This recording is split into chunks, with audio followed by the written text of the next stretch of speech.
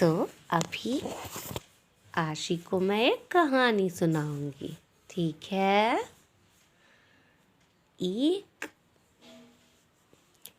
एक शहर में ढेर सारे बच्चे रहते थे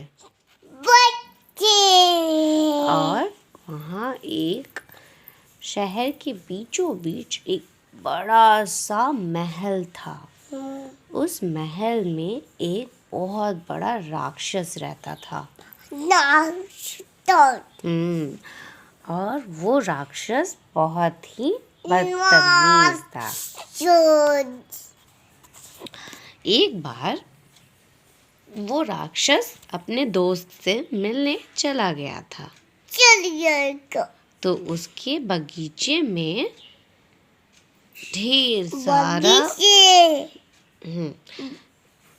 सुनो तो उसके बगीचे में ढेर सारे पेड़ पौधे लगे हुए थे। ढेर सारा फूल का गाछ था, ढेर सारे फल के गाछ थे और सभी बच्चे बड़ा मन से उसमें खेलने जाते थे। सब बच्चों को लगता था अब राक्षस तो आएगा नहीं। वो अपने दोस्त से मिलने चला गया था। बहुत दिन बीत गया, फिर भी राक्षस वापस नहीं आया। तो सब बच्चे बड़े इत्मीनान से बगीचे में जाते और खेलते कूदते। ढेर सारी तितलियाँ, चिड़िया सभी चहचहाती घूमती। सभी बच्चे बड़े खुश थे। एक दिन अचानक दोपहर के समय राक्षस अपने दोस्त के घर से वापस आ गया। सभी बच्चे उदास हो गए उसको देखकर कि जा, अब तो राक्षस वापस आ गया, तो अब तो हमें वो खेलने देगा नहीं। हम लोग कैसे खेलेंगे फिर से उसके गार्डन में। सभी बच्चे बहुत उदास हो गए थे। फिर एक दिन कोई भी बच्चा उसके बगीचे में खेलने नहीं जाता था क्योंकि राक्षस को ये बिल्कुल पसंद नहीं था। वो बच्चों को बिल्कुल पसंद नहीं करता था। राक्षस ने राजमहल की खिड़की के पास जाकर देखा तो देखा कि उसके जो पेड़ पौधे थे वो मुरझाने लगे थे। तो उसे ऐसा लगा कि हो सकता है कि पतझड़ की शुरुआत हो रही हो, तो पत्ते गिर रहे होंगे पेड़ों के। पर अभी तो पतझड़ बीत गया, अब तो बसंत ऋतु आ रहा है। बसंत ऋतु में तो ढेर सारे पेड़ पौधे की पत्तियां वापस आती हैं, नए नए फूल खिलते हैं।